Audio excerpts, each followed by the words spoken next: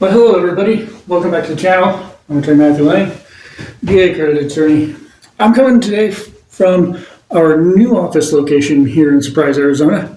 Give you a small sneak peek behind me within the lobby area as we get ready to open things up. I'm dressed down, as you can see today, to get a little dirty and get a few more things set up in the office. But we're going to have a very comfortable area for veterans now in Arizona to come sit down, meet with me in person, chat with me in our conference room, work together as we get those appeals approved and VA decisions granted. But before I finish up my day here and putting everything together, let's go ahead and take the walk over here in the conference room and chat a little bit about VA disability, where today I think I want to go back and address a comment I had on a previous video as we looked inside the VA and maybe why some claims take longer than others. So let's go. Let's have a chat. Well, welcome to the table, everybody. I'm excited that you're here, and I'm glad to be sharing this new office space with veterans, especially in the Arizona area, who are able to walk in and say hello and get the assistance that they need. So before I continue on with today's topic, as you can see, the office is still a little bare behind me on the walls and a few things that we're going to tweak here. But I want to do a soft opening on November 11th on Veterans Day. So I will be here myself to greet veterans and give any assistance that I'm allowed to or can on November 11th. I'm located at 13991 West Grand Ave in Surprise, Arizona. That's just across the parking lot from the VA Medical Center here in Surprise. So veterans, please, if you're in the local area, November 11th, come in, say hello. I'll do case evaluations for free for you that day. And then I can also help you complete your new claims or original claims that day for free with no charge. Getting you all set up with the paperwork and everything in there. So it's an exciting moment for sure as we grow and we help more veterans and along the way here. So as I mentioned at the beginning, I want to go back to a comment that was in one of the other videos. And the comment was a very good comment. And I've been thinking about it ever since I had first responded to it. Because it's a question ultimately I get quite often. When we're working claims or when we veterans, you file your claims, you may find that you file one and then realize, oh, I forgot another condition, or I realize now I might be eligible for something else, or whatever that may be. So you file another claim. And we may find that one claim appears to be worked faster than another one. Or for some reason, this claim over here keeps going up and down the different stages of the claim process, and while this one over here never did, essentially what we're seeing is confusion, I believe, on the public's part and veteran your part, because you don't know exactly what's on the inside of those walls and what may be causing some of these issues. So what I want to do, and VA, you're more than welcome to, again, always pipe in if you feel comfortable to do so. I'm not here to get you in trouble within your bosses or anything. So I understand if you're not comfortable to do so. But again, I want to open up the platform to everybody so we can have these discussions and help smooth the process out and help each other out. But for veterans here, I'm going to give you a little bit more knowledge on the inside of the VA from the experiences I had. Can I answer every question? No, unfortunately not, as I didn't work in every section of the VA. But I'm going to give you as much as I can. So let's take a look at why we may see certain claims move faster than other ones. One big issue we run into a lot of times is our lawmakers want to do more for veterans, and so they pass laws to help veterans obtain more benefits. For example, the most recent one that's on everybody's mind is the PACT Act. But we've got to remember, though, when something like that is passed, there's logistics that occur in the VA that includes hiring, and training, and mentoring. We're looking at the idea that we're going to have to hire, in a lot of cases, more veteran service representatives, more rating veteran service representatives. We're going to have to hire maybe more supervisors. We're going to have to hire more people at this national work queue level. I'll talk about a little bit more to help manage workload and just so many positions along the way. So when this occurs, depends on what kind of law is passed. And when the PACT Act was passed, it was expected to be a very big impact on the VA, which it has been. So the VA starts hiring a lot of individuals. And we're not talking just one or two per office. This could be maybe even hundreds per office.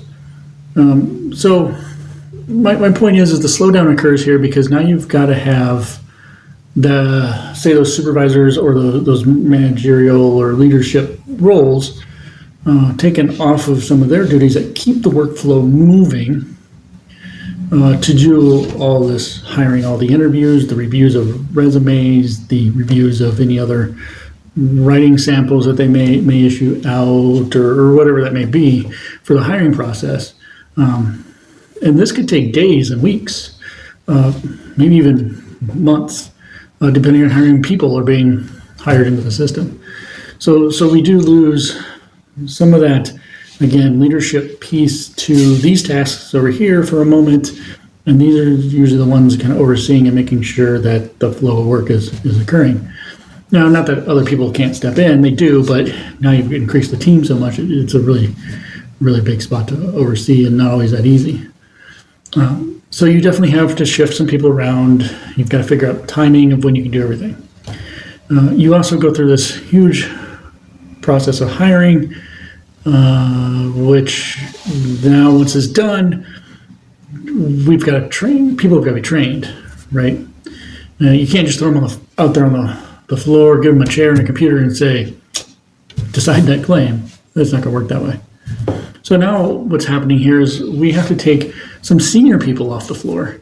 We've got to take sometimes even supervisors like myself at the time who went off to the VA Academy and trained for a stint and got detailed out there.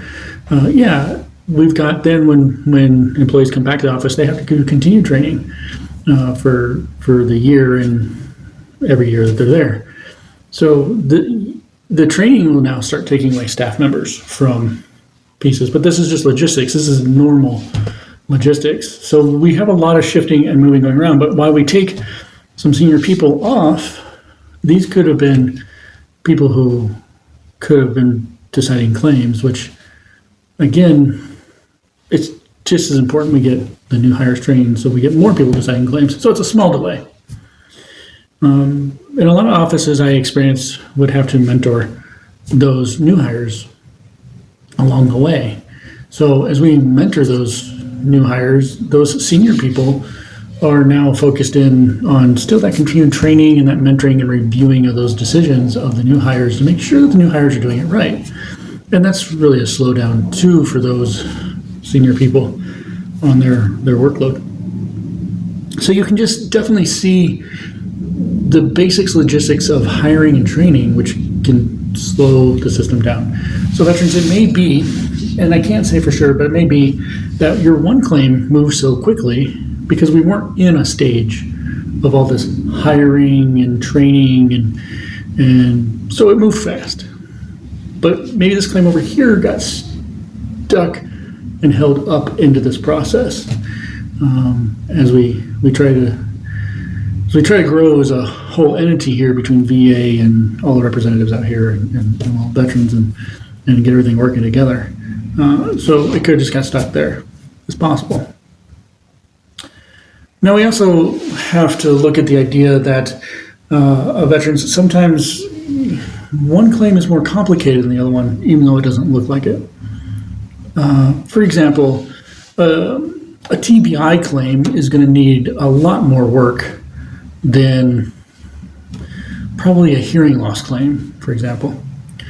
So, and that's just the way the rules work. So the idea is that maybe something as simple as a hearing loss claim, and I'm going extremes here to do the example, but a hearing loss claim may just need the VA to gather your service treatment records, your service personnel records, a DD-214 discharge record of some sort, and then they get an exam for you, veterans.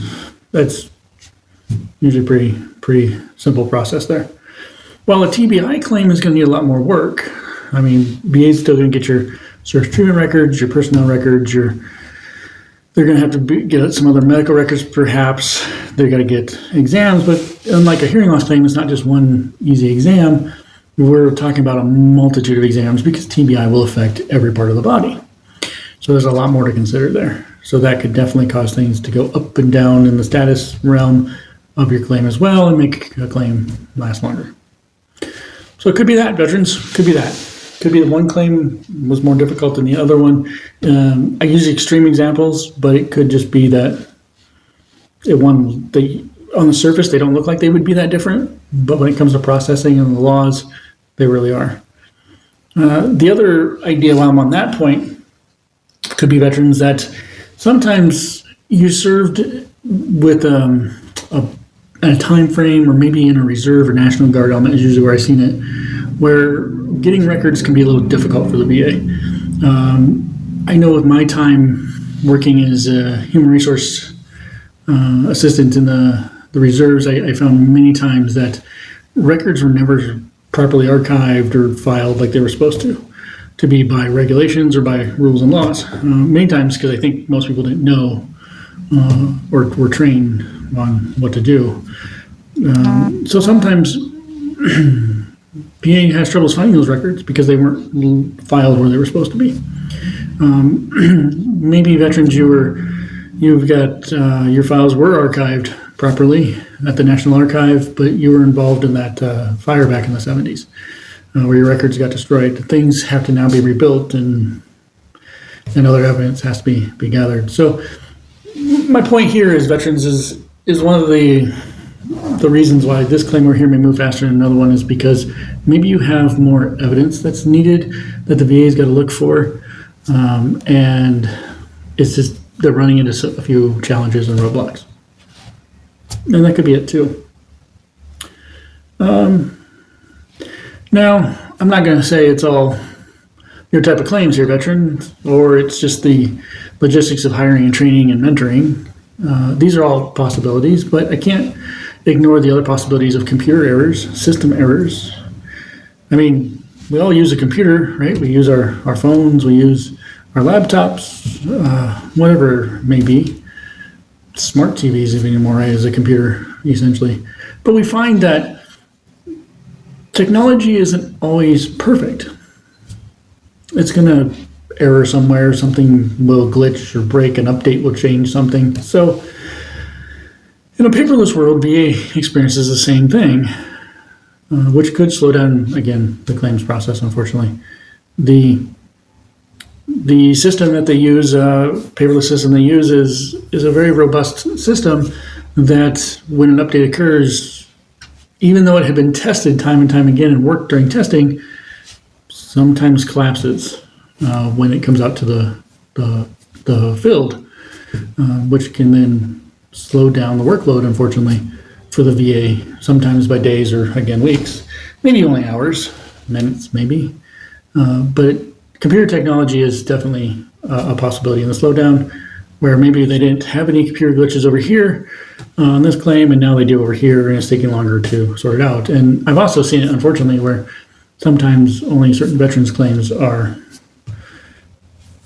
stuck in some sort of weird technological break, and those computer geniuses work on it all the time. And sometimes it's hard to understand how to free it when nobody else's claim is getting stuck that way. So that's a possibility as well. We got technological issues as well. Now, I mentioned the national work queue a little bit at the beginning. Now, the National Work Queue is an interesting entity, again, as an entity that's out in Washington who is supposed to manage the workload and move it to the offices that have availability. Now, an office may not have availability if there's a hurricane coming through it, right? So we got to remember, then the National Work Queue is kind of stuck. Okay, we got to move claims here. Now we may have to move claims out of natural disaster areas and put them in other offices, or try to, when these other offices are filled up too. So they do have a challenging job, I feel, in moving all this around, because they're also not just moving work around for natural disasters, and they're moving a series of we'll call them goals, workload goals as well. So the VA is still responsible for completing so much work within the year, within the months. There's definitely different focuses on certain types of claims sometimes. Maybe it's the PACT Act's the big issue, so we want to push all those ones and get them through really quick. Not saying they did this time.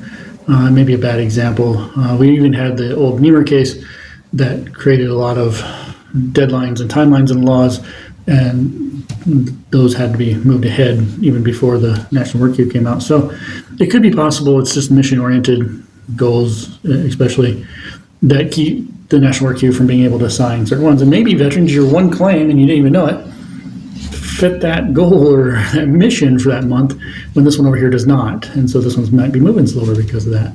And that's a total possibility. National Work Queue is moving a lot of work. And like I said before, I mean, we do have, again, natural disasters and other technological issues and availability of those working in the different offices. Because one thing I don't want to forget is when we talk about availability in the offices, I mean, we have holidays that come up, and people want to spend time with their families. People become sick, ill, and those are times when we lose part of the workforce, and so availability may be reduced. I think ultimately, without going into too much more here, veterans and everybody watching, I think it really comes down to how I answered the question before. It's logistics. There's a lot of moving parts. I could never probably explain all to you, how many, as I only witnessed certain ones. Now we can also get into, well, all the errors that VA makes, and yeah, that's definitely a slowdown for sure. But I don't want us to focus in on only one slowdown, as there are so many other things that are occurring in the background. So again, hiring, training, mentoring is all logistical issues and nightmares. It can be nightmares for the VA, depending on the size and the amount of people needed and just everything going on there. We've got computer issues, just everyday technology can be a problem. We've got workload issues, missions change, goals change, natural disasters happen, availability of offices. We got the people who deserve to balance their life as well, and that definitely takes some people off the board for a moment. People who become ill or sick, who need that time off, which they're definitely entitled to and deserve that time off. But unfortunately, this is part of the process. It will slow down in the meantime. Could be veterans, just unfortunately your cases may be a little more complex. There may be evidence gathering issues. Your claim that you filed may take more work based upon the law than you ever imagined. So we have a lot of different possibilities. So I can never say for sure why one claim moved faster than another one when I get asked the question. But my ultimate answer has to be logistics, because I think that's the best way to ball it up. There's so many moving parts in the VA. It's a very big organization. So I'm hoping to give you more information as we move on to other videos. Maybe we'll elaborate on some of that even more.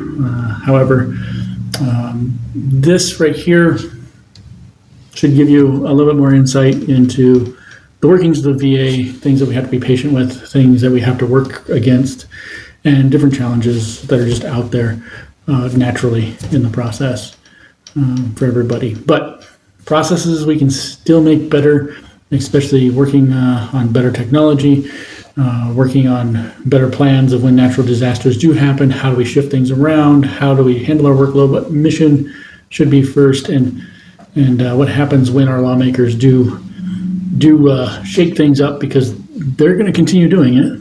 So having those good plans in place would be good as well. But all in time, together, we can get there. All right, veterans, everybody watching, especially dedicated VA employees, I thank you again for coming to the channel. Everybody, don't forget to like, to subscribe, all that fun stuff. Share these videos.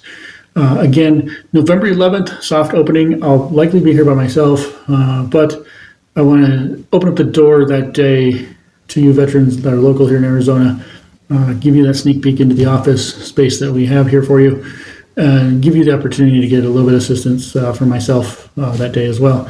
And then before we go into our full opening around December 1st. And also in the meantime, veterans, if need be, veteranlang.com is the website that will have the link to schedule a phone call for a case evaluation. And if you are in the Arizona area and would prefer to meet in person instead of via phone call, we can definitely do that too. But feel free to go to that link there to schedule that time. All right. Thank you again, everybody. Have a wonderful day.